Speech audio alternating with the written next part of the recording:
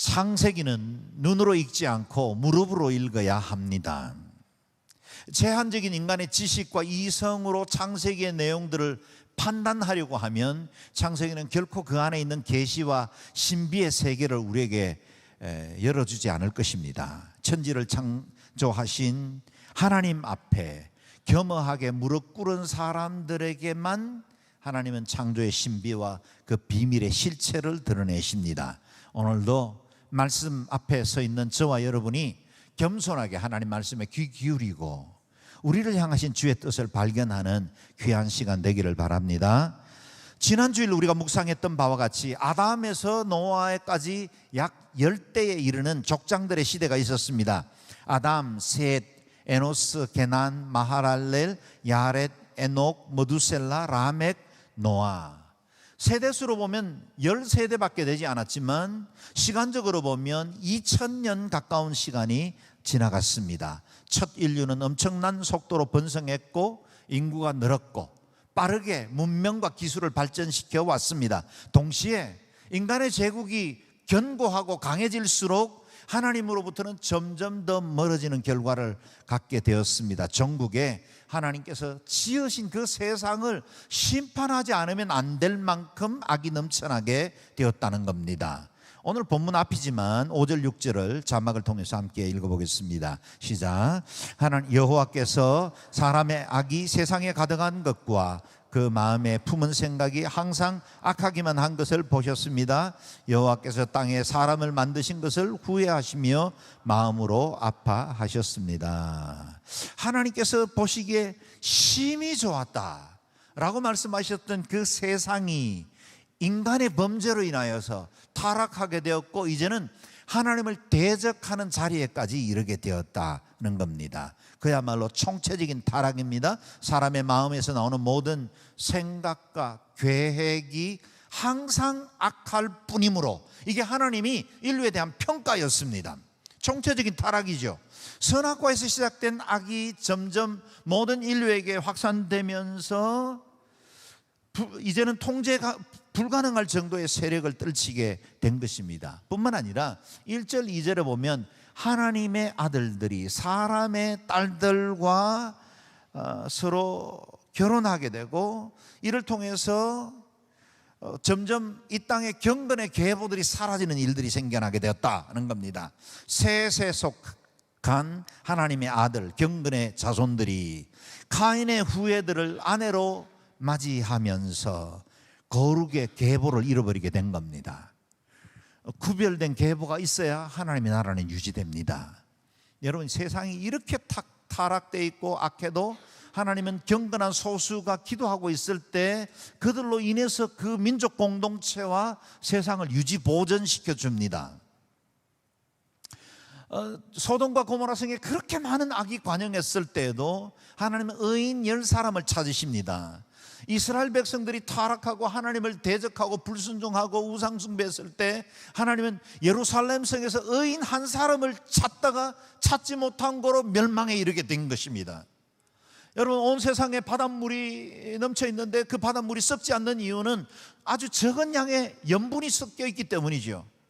작은 염분만 있어 물은 썩지 않습니다. 그것처럼 이 세상에 아무리 악이 관영해도 하나님 앞에 깨어서 기도하는 성에 무너진 데를 막아서 주님 앞에 기도하는 사람들이 있으면 그 세상은 유지됩니다. 그런데 그 기능을 해야 할 셋의 계보마저 인간의 딸들과 함께 타락하게 되고 그 경건을 다 잃어버렸기 때문에 더 이상 그 백성들 가운데 하나님의 영이 존재할 수가 없었습니다. 그래서 3절에 보면 하나님의 영이 그들을 떠나게 되었다 합니다. 같이 읽어봅니다. 시작.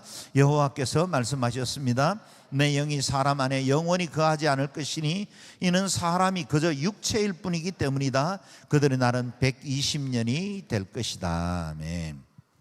하나님의 영이 사람을 떠나게 되었고 이제 사람은 육체 곧 흙만 남게 되었다. 그러므로 죽음을 앞둔 인생이 됐고 120년 정도의 수명밖에 갖지 못하게 되었다는 겁니다. 뿐만 아니라 네피림이라 불리는 당시에 힘을 가진 용사들, 이 세력을 모아 인간의 제국을 만들게 되었고, 사람들이 중심이 된 세상, 하나님 없이도 살아갈 수 있는 인본주의를 만들게 되었다는 겁니다. 세상의 악이 창궐하게 되자 하나님께서는 사람 지으셨음을 후회하고 아파하셨다 합니다. 그렇다면 전지전능하신 하나님이 이 인간이 타락할 줄을 몰라서 인간을 지으셨고 그것 때문에 후회하셨다는 뜻입니까? 그렇지 않습니다. 여기서 후회하셨다는 말의 히브리어 나햄은 신음하다 또는 동정하다, 그런 뜻을 가지고 있습니다.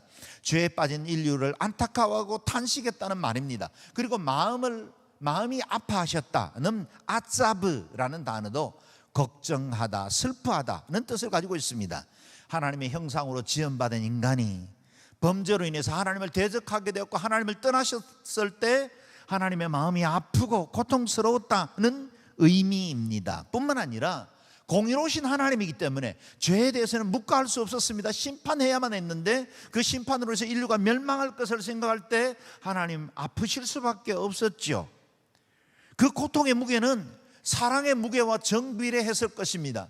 하나님이 사랑하신 만큼 이 세상을 심판하실 때 하나님의 고통은 컸습니다. 이 심판을 결정했을 때 그 마음은 마치 독생자 예수 그리스도를 십자가에 못 박게 내어주실 때 가졌던 그 하나님의 아픔만큼이나 큰 고통이었을 겁니다. 7절 말씀을 같이 읽어봅니다. 시작. 여호와께서 말씀하셨습니다. 내가 창조한 사람을 땅 위에서 썰어버릴 것이다. 사람으로부터 짐승과 기는 것과 공중의 새들까지 다 그렇게 하겠다. 이는 내가 그들을 만든 것을 후회하기 때문이다. 세상의 모든 악들이 관영하면서 심판할 수밖에 없는 상황까지 이르게 되었습니다. 지금 코로나 감염이 다시 재확산된다는 암울한 보도도 보았습니다. 위력은 이전보다 약해졌지만 여전히 코로나이든 독감이든 우리를 위협하는 악한 바이러스들이 계속해서 존재하고 있죠. 눈에 보이지도 않는 이 미생물이 어떻게 인류의 삶에 이렇게 큰 고통과 세상을 바꿔놓는지 놀랄 정도입니다. 가축들에게는 조류독감이나 구제역이나 광우병 같은 질병으로 인해서 얼마나 많은 가축들이 멀쩡한 채 폐사되거나 매몰되고 있는지 모릅니다. 경제적으로도 큰 손실을 겪지만 멀쩡한 생명체를 땅에 묻어야 하는 그 농부의 마음 아마 결코 쉽지 않을 겁니다. 그런데 그래야만 하는 이유가 있습니다. 그래야만 전염병의 확산을 막을 수 있고 다른 건강한 생물들을 보존해 나갈 수 있기 때문입니다. 그러므로 죄에 대한 하나님의 심판은 파괴가 목적이 아니라 보호와 구원이 목적입니다. 노아의 심판도 그랬습니다. 노아의 당시 시대가 어땠는지를 11절 12절 말씀을 통해서 살펴보겠습니다. 시작. 세상은 하나님께서 보시기에 타락했고 폭력이 난무했습니다. 하나님께서 보시니 세상이 타락했는데 이는 세상의 모든 육체가 스스로 자기 행위를 타락시켰기 때문입니다. 세상의 폭력이 난무했고 타락하게 되었을 뿐만 아니라 사람은 스스로 자신의 죄를 지어 자기를 악하게 만들 수 있는 능력까지 가지게 되었다는 겁니다. 요즘 우리는 최근에 묻지마 살인 같은 이런 끔찍한 폭력들이 주변에 동시다발적으로 일어나므로 우리의 마음을 두렵게 하고 있죠. 세상의 폭력이 관영한 겁니다. 어제 저녁에 저희 동네에 있는 공원을 걷는데 저 반대쪽에서 어두컴컴한 데서 남자만 오면 제가 손을 주목해 봤습니다. 혹시 뭐 들고 있지 않나. 이 지금 우리 대부분의 사람들이 그런 느낌을 가질 만큼 지금 세상이 어려워졌다는 거예요.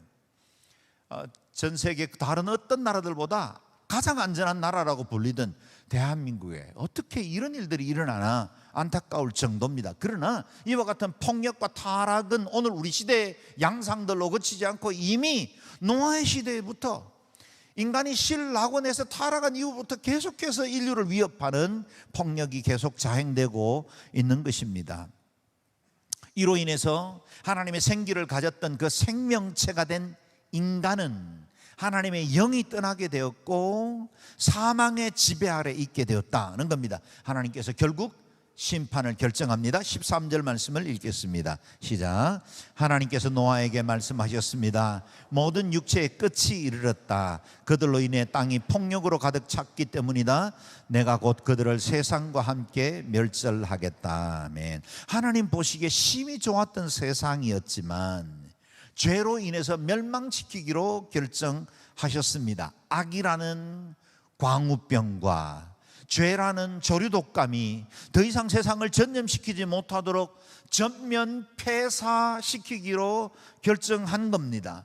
심판이라는 방법을 통해서 하나님은 처음 세상을 지으셨을 때 가졌던 창조의 목적을 회복시키기로 하셨습니다. 그렇습니다. 하나님의 심판은 창조의 목적을 회복시키는 최후의 수단입니다.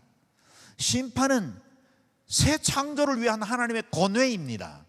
여러분, 마지막 날에도 예수 그리스도 다시 오실 때 온 세상을 심판하시는 일들이 있게 될 텐데, 그 심판으로 인해서 어떤 인류에 대해서 끔찍한 날이 되겠지만 이 날을 통해 하나님은 처음 세상의 그 아름다움을 회복시켜 나갈 것입니다. 그래서 새 하늘과 새 땅이 심판 이후에 열리게 되는 것입니다. 이와 같이 하나님은 심판을 통해서 새로운 세계에 대한 비전을 갖게 되었습니다.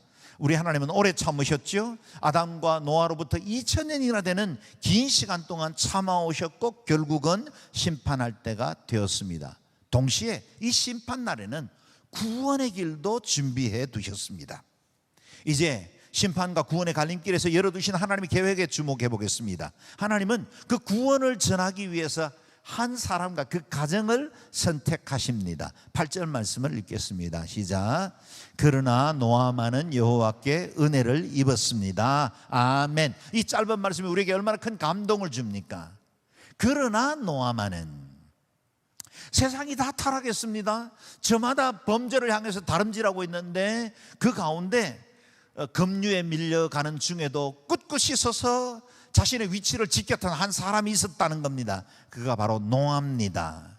노아는 심판받아야 할 만큼 악한 세대, 동일한 하늘을 이고 살았지만 그는 은혜 입은 사람이었습니다. 심판이 무엇입니까? 심은 대로 거둔 것입니다. 지은 죄의 응분의 대가를 받는 것이기 때문에 심판은 언제나 공평합니다. 그런데 심판의 반대가 무엇일까요? 그것을 우리는 은혜라고 부릅니다. 은혜는 자격 없는 사람에게 베풀어지는 일방적인 혜택이죠. 모든 사람들이 죄로, 심판으로 인해서 멸망으로 치닫고 있습니다. 그 가운데 하나님께서 몇 사람을 뽑아 세운 거죠. 사는 여러분 아십니까? 우리 모든 사람들은 멸망받아 마땅합니다. 그래서 최후의 심판날에 있을 그 끔찍한 대환란은 하나님이 불공평한 게 아닙니다. 인간은 하나님을 떠나면서부터 모든 사람들에게 이와 같은 심판을 받아 마땅한 운명이었습니다. 그런데 하나님께서 그 가운데 예수 그리스도를 보내시고 그 아들 독생자를 통해서 그들의 영혼을 구원하시고 뽑아 세우신 것입니다. 그것을 우리는 은혜라고 말하지요. 마치 사방에 바이러스가 창궐할 때 무균실에 우리를 보호해 주신 것입니다. 기억하십시오. 우리 모두는 예외 없이 심판받을 수밖에 없는 존재입니다. 그래서 하나님의 은혜를 입어야 합니다. 그래야 생명을 보존할 수 있습니다. 그래야 영생을 누릴 수 있습니다. 이 8절에 노아라는 이름에 자신의 이름을 넣어서 한번 읽어보면 좋겠습니다. 그러나 도육한만은 여호와께 은혜를 입었습니다. 여러분도 도육한이라고 읽어주시면 감사하겠지만 제가 은혜를 더 많이 뵙겠죠. 그러나 여러분의 이름을 넣어서 이 말씀을 여러분의 이름으로 한번 읽어보겠습니다. 여러분 가슴에 손을 한번 얹어주실까요? 그리고 조용히 눈을 감고 조용히, 짧은 말씀이니까요, 3번 고백하듯이 읽어보겠습니다. 시작. 그러나 도육하는 여호와께 은혜를 입었습니다. 그러나 도육하는 여호와께 은혜를 입었습니다. 그러나 도육한만은 여호와께 은혜를 입었습니다. 손은 전체로 제가 기도하겠습니다. 하나님, 오늘 여호와께 은혜를 입은 사람들이 함께 모였고 예배하게 해주시니 감사합니다. 웬 은혜인지요, 웬 사랑인지요.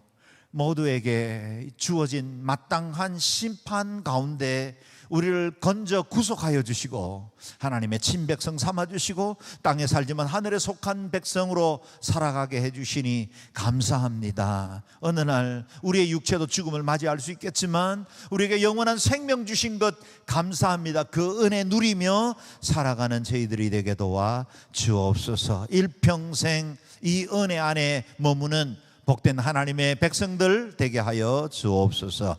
예수님 존귀하신 이름으로 기도드리옵나이다. 아멘. 저와 여러분 고백한 그대로 여호와의 은혜를 입은 사람들인 줄로 믿습니다. 노아가 입은 하나님의 이 은혜는 온 세상이 심판을 받는 중에 구별받은 특별한 은혜였습니다. 다시 돌아가서 9절과 10절 말씀을 읽어보겠습니다. 시작. 노아의 이야기는 이렇습니다. 노아는 의로운 사람으로 당대의 완전한 사람이었으며 하나님과 동행하는 사람이었습니다. 노아는 세 아들 셈, 함, 야벳을 낳았습니다. 아멘. 노아는 하나님 앞에 의롭고 완전한 사람이라 인정을 받았답니다. 노아 역시 똑같은 패역한 세대, 같은 공기를 호흡하며 살았는데 그를 의롭고 완전한 자로 만들어준 중요한 이유가 무엇일까요? 그게 한 단어로 설명되는데 그것이 바로 동행이라는 것입니다. 우리는 지난 주일 죽음을 맛보지 않고 365년을 하나님과 동행하다가 들림받았던 에녹에 관한 인물을 묵상해 왔지요. 에녹에게도 오늘 노아에게도 그들의 영성의 공통점, 그것은 바로 하나님과 동행하는 것이었고 삶 속에서 예배자로 살아왔다는 겁니다. 저와 여러분, 하나님의 사람들이 가져야 할 라이프 스타일, 세상에 수많은 라이프 스타일이 있지만 저와 여러분들이 지켜야 할 라이프 스타일은 하나님과 동행하는 것인 줄로 믿습니다. 내 삶에 큰 기적은 없어도 남들이 부러워할 만한 어떤 특별한 은혜나 아니면 부나 권력을 가지고 있지는 않아도 하나님과 동행하고 있다면 여러분의 인생은 성공하신 것입니다. 여러분은 행복한 사람입니다. 여러분은 바로 이스라엘이 누렸던 그 은혜 행복자로, 여수run으로 살아갈 사람들인 줄로 믿습니다. 그렇다면 하나님께서 어떤 방법으로 구원의 길을 열어주셨을까요? 14절에서 17절 말씀을 읽어봅니다. 시작. 너는 잣나무로 방주를 만들고 그 방주에 방을 만들어라. 그 안팎에 역청을 발라라. 그것을 만드는 방법은 이러하니 방주는 길이가 300규빗, 너비가 50규빗, 높이가 30규빗이다. 방주에는 창문을 만드는데 위로부터 1규빗 아래 내고 방주의 문을 옆으로 내며 아래층과 2층과 3층으로 만들어라. 내가 곧 땅에 홍수를 일으켜 하늘 아래 생기가 있는 모든 육체를 다 멸절시키리니 땅에 있는 모든 것이 다 죽을 것이다. 아멘. 하나님이 노아와 그 가족을 구원한 방법으로 방주를 만들어라 지시하십니다. 방주는 하나님께서 직접 설계하신 것이고 그 설계의 구체적인 내용까지 오늘 본문에 기록되어 있습니다. 여기에 한 규빗이라고 말할 때는 성인 남자의 팔꿈치에서부터 손가락 끝까지를 한 규빗으로 봅니다. 약 45cm 또는 50cm 정도의 길이를 말하죠. 길이가 300규빗, 너비가 50규빗, 높이가 30규빗이라 그랬습니다. 오늘 단위로 말하면 적게 잡아도 길이는 135m, 폭은 23m, 높이는 13m. 오늘날의 배로 보면 3만 톤이 넘는 엄청난 규모의 배가 되겠습니다. 길이는 오늘날의 축구장보다 더 길고 만약에 농구장의 사이즈로 본다면 20개 정도의 면적을 가지고 있고 화물 열차로 만약 용량을 비교한다면 522대의 분량에 되는 엄청난 사이즈의 크기입니다. 이런 규모의 선박은 1884년도 영국과 이탈리아에서 비로소 건조하기 시작했다니 노아의 시대는 그 누구도 상상할 수도 없는 엄청난 구조물이라 그렇게 말할 수 있겠습니다. 또한 방주의 비율은 선박공학적으로 볼 때 가장 안정성 있는 항해를 돕고 또 큰 파고와 해일에도 견딜 수 있는 복원력을 유지하는 최적의 비율로 설계되었답니다. 오늘날의 대형 선박들의 선박들이 방주의 비율을 따라서 제작하는 것만 봐도 알 수가 있습니다. 노아와 가족이 그 설계도로 방주를 만드는데 120년이라는 시간이 소요될 만큼 큰 규모였습니다. 한편 우리 중에는 이런 의구심을 갖는 분들도 있을 겁니다. 하나님께서 죄인을 심판하시고 의인을 구원하시는 이 방법에 꼭 이와 같은 방주를 만드는 방법을 가지셔야만 했을까 하는 겁니다. 전능하신 하나님이십니다. 얼마든지 다른 방법을 통해서 심판과 구원의 갈림길을 만들어내실 수 있는 분이시죠. 하늘의 천군과 천사를 동원하시면 이렇게 긴 시간 동안 많은 노력과 고난을 겪지 않아도 얼마든지 이 사이즈의 방주를 만들어낼 수도 있었습니다. 아니, 말씀으로 세상을 지으신 분이니 말씀하셔서 한순간에 모든 세상을 완전히 뒤집어 놓을 수도 있으신 분이시죠. 그런데 하나님은 그 긴 시간 동안 인간의 수고와 노력을 통해 방주를 만들게 하셨고 그것으로 구원의 길을 열어두셨다는 겁니다. 노아에게 방주를 만들라고 말씀하신 그 하나님은 오늘날에도 동일한 방법으로 세상을 구원하시기를 원하십니다. 우리 시대의 미전도 종족들과 복음을 기다리는 사람들을 위해서 하나님은 당신의 천군 천사들을 동원하지 않으시고 우리와 교회들을 통해 이 사명을 감당하고 땅끝까지 가서 제자 삼으라고 말합니다. 저희 가정도 96년에 스리랑카에 선교사로 파송된 이후에 그곳에서 언어를 배우고 문화를 익히고 그 백성들과 함께 살아가는 시간들을 가졌습니다. 쉽지 않는 시간이죠. 노력하고 수고해도 어느 정도 나이가 든 이후에 배우는 이 언어가 쉽지 않았습니다. 하나님, 저같이 이렇게 무능하고 부족한 사람을 통해서 선교하지 마시고 하나님의 천군 천사를 동원하셔서 하나님 바로 직접 선교하시면 훨씬 더 빠르고 효과가 좋을 텐데 왜 우리 같은 사람을 보내셨습니까? 선교사 초기에는 그와 같은 마음의 어려운 기도도 드린 적이 있습니다. 그러나 여러분 아십니까? 하나님은 인류를 구원하시고 영혼들을 얻는 일은 기적과 능력, 초자연적인 방법으로 하지 않습니다. 인격과 성품을 가진 하나님의 형상을 가진 사람이 그들의 언어와 입술을 통해서 복음을 전하고 이를 통해서 영혼들을 얻는 것이 하나님의 계획이요 방법입니다. 방주를 지으라는 것과 같습니다. 제가 하나님 앞에 왜 저같이 부족한 사람을 들어 쓰시려고 하십니까? 하나님의 그 능력의 방법을 쓰시면 되지 않습니까? 고백했을 때 하나님 주신 말씀 중에 하나가 고린도전서 1장입니다. 하나님께서 전도에 미련한 것으로 믿는 자들을 구원하시기를 기뻐하셨도다. 여러분, 전도는 미련한 것입니다. 방주 짓는 것 미련한 것입니다. 세상 사람들이 볼 때는 정말 가치도 없고 열매 맺는 것 같이 보이지도 않는 일입니다. 그런데 하나님은 그 방법을 통해서 영혼을 구원하시는 것을 기뻐하십니다. 우리의 헌신으로 잣나무를 찍으라 하십니다. 우리의 기도를 통해서 역청을 바르고 우리의 그 수많은 수고와 노력을 통해서 방주를 만들라 하십니다. 많은 사람들의 무관심과 조롱 속에서도 묵묵히 방주를 지어 세상을 향한 구원을 드러내라고 말씀하십니다. 우리가 이 선교의 방주를 만드는 동안 우리 주님은 심판을 유보하시고 기다려 주시는 겁니다. 노아의 날은 120년을 기다려 주셨습니다. 지금은 그리스도 이후에 은혜 시대를 맞이했죠. 2000년의 시간을 우리 주님은 기다려 오셨습니다. 그러나 영원토록 기다리지는 않을 겁니다. 마지막 심판의 날이 다가올 때 하나님의 때가 이르면 반드시 심판하게 될 텐데 그 전에 우리로 구원의 방주를 통해서 많은 사람들을 구원하라 하십니다. 마태복음 24장에 이 천국 복음이 모든 민족에게 증언되기 위하여 온 세상에 전파되리니 그제야 끝이 오리라. 모든 민족들에게 복음이 전해질 때까지 하나님은 기다리십니다. 미전도 종족이 사라지고 어떤 언어, 어떤 나라, 어떤 종족들도 가까이에서 복음을 들을 때까지 우리 하나님은 인내하고 기다리십니다. 하나님의 심판날에 그 누구도 억울하고 분하지 않게 하시기 위해서 주님은 우리를 통해서 계속해서 이 복음 전파하게 하시는 것입니다. 임박한 이 종말적 선언 때문에 올여름에도 온누리교회는 약 8,400명이 국내외로 아우리치로 흩어져서 섬기게 되었습니다. 이미 많은 팀들이 현장을 섬기고 돌아오기도 했고 또 아직도 선교지로 나아가는 많은 팀들이 있습니다. 왜 이들은 이와 같은 헌신을 해야 할까요? 왜 온누리교회는 이와 같이 열방을 위해서 거룩한 부담을 가지고 이와 같은 많은 재정과 시간을 들여서 그 황금 같은 휴가를 쪼개고 선교하는 일에 나아가야만 했을까요? 그것은 바로 잃어버린 영혼들, 향하신 하나님의 구원의 계획이 있기 때문이죠. 지금도 온누리교회 900명의 선교사님들이 모국의 편안한 삶을 포기하고 선교지 곳곳으로 흩어져 복음을 전파하고 하나님의 사랑을 나누는 일에 헌신하고 있습니다. 하나님의 의도, 하나님의 계획 때문이죠. 노아의 가족이 구원의 방주를 만들고 난 이후에 한 일은 무엇입니까? 18절에서 21절 말씀입니다. 읽겠습니다. 시작.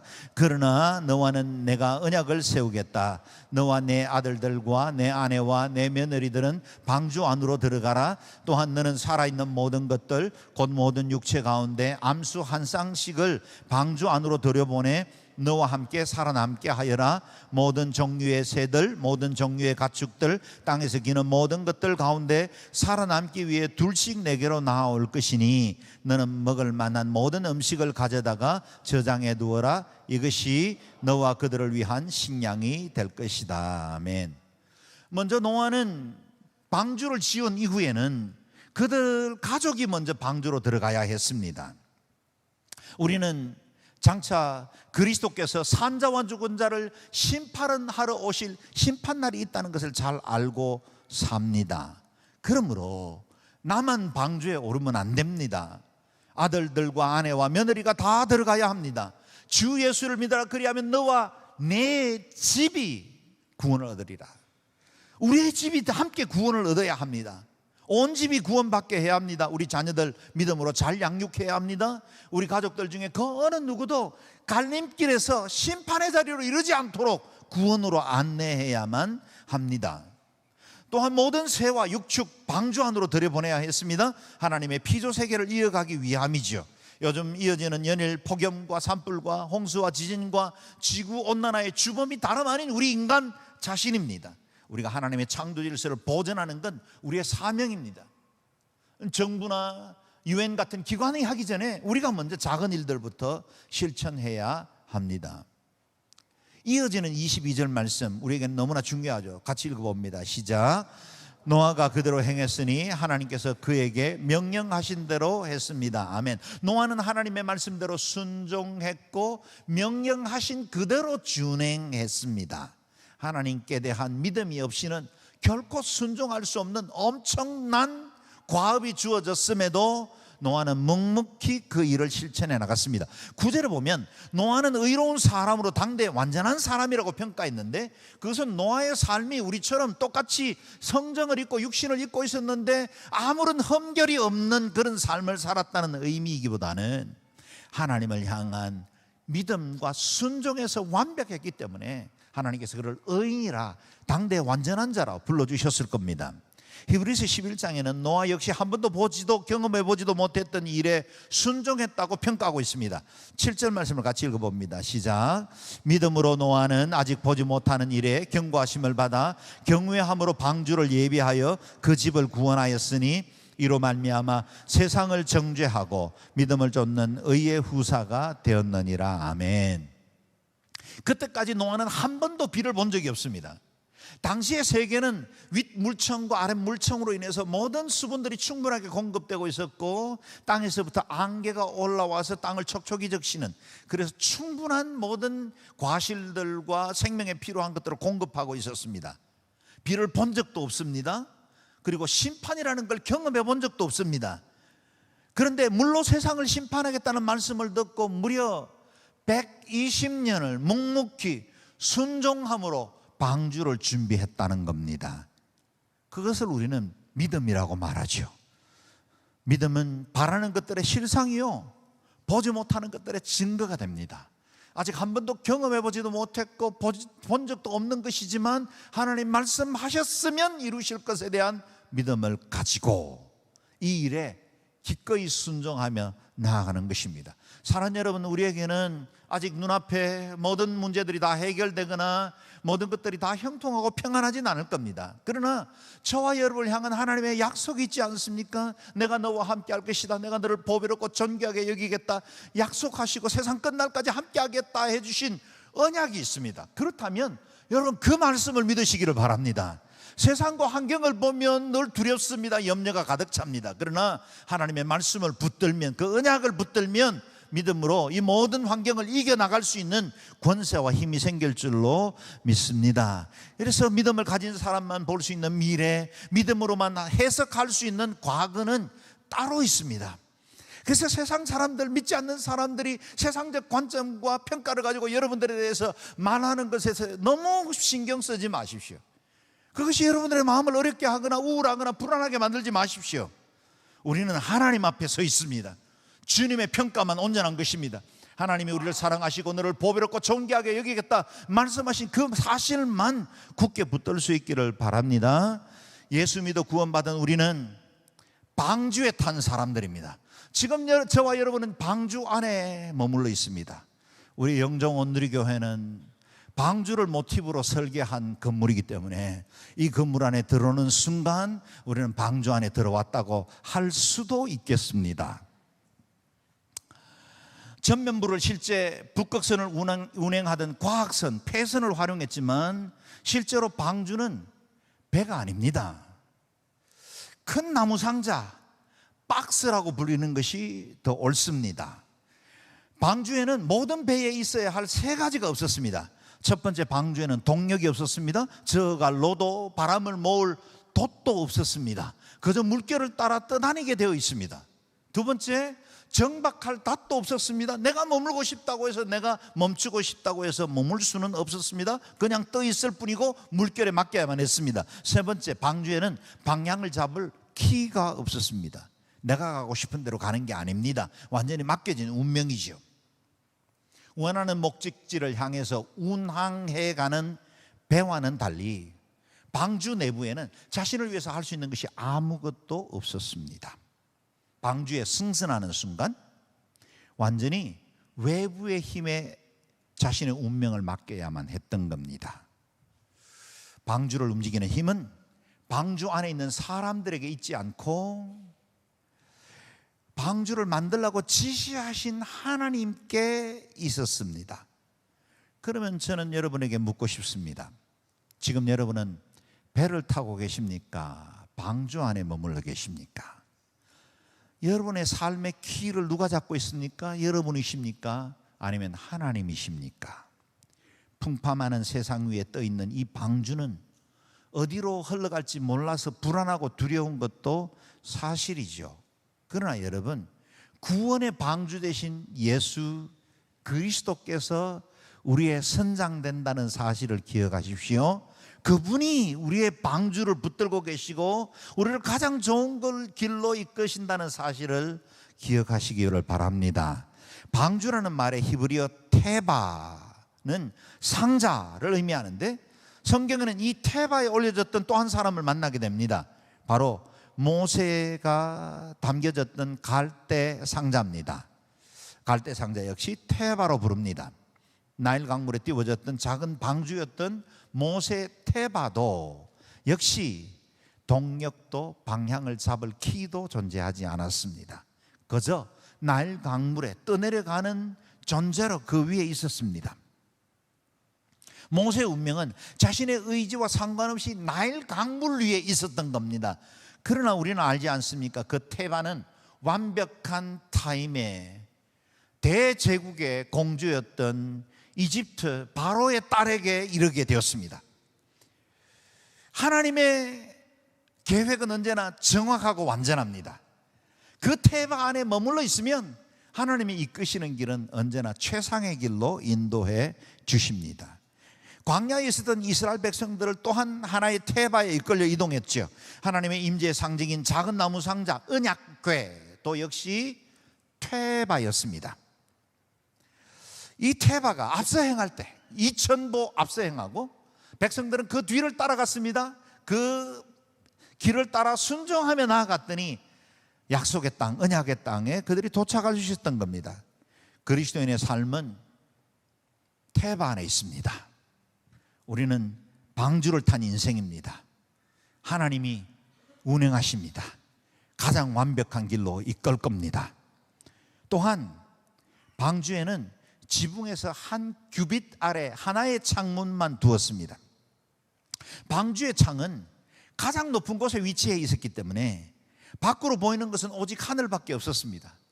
우리 교회를 설계할 때 하늘에 창을 내고 그것을 십자가의 모양으로 만든 건 얼마나 의미 있는지 모릅니다. 이것은 하나님의 배려죠. 만약에 노아의 가족들이 유람선처럼 바깥이 보이는 창문이 있는 그곳에 타고 있었다면 매일 풍랑이 일고 경노하는 이 쓰나미 같은 파도를 보면서 그들은 매일매일 두려움과 염려로 살아야만 했을 겁니다. 그런데 보이지 않았습니다. 하늘만 보였습니다. 또한 그 창밖에서 방주에 들어오지 못한 수많은 사람들과 짐승들이 죽어가고 있는 걸 본다면 아마 극심한 트라우마에 시달려야만 했겠죠. 보이지 않게 한 것은 하나님의 배려였습니다. 우리도 우리의 삶을 살아가는 동안 인생의 돛대 위에 높이 서서 내 삶의 방향도 길도 알고 지시하고 그것대로 순항해 나가기를 원합니다. 그러나 여러분, 우리가 방주 안에 사는 인생은 예측 가능하지 않은 하나님께 위탁된 인생을 살아가는 삶입니다. 그러나 내가 이끌고 내가 방향을 잡는 것보다 더 정확하게 내 인생과 삶의 모든 것을 아시는 그 하나님이 가장 좋은 길로 이끌어 주실 줄로 믿습니다. 땅을 바라보면 두려움이 엄습합니다. 세상의 환경을 보면 낙심하고 좌절하기가 쉽습니다. 그러나 방주의 창을 통해 하늘을 바라보면 하나님의 은혜의 약속을 붙들 수 있습니다. 그리고 그 창을 통해 어느 날 비둘기가 새로 난 무화과 나무 가지 잎을 물고 돌아올 때까지 약속으로 이겨 승리할 때 하나님 우리를 선한 길로 인도해 주실 줄로 믿습니다. 주님이 저와 여러분의 삶에 키를 잡고 계십니다. 그 주님을 의지하고 완벽한 항해의 하사 되신 하나님께 내어 맡긴 복된 삶 일평생 살아가시기를 주의 이름으로 축원합니다. 아멘. 기도하겠습니다.